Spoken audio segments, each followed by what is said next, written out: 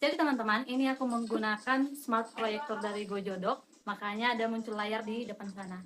Jadi smart proyektor dari Gojodok ini tidak perlu terhubung ke laptop, ke handphone, ke jaringan wifi pun.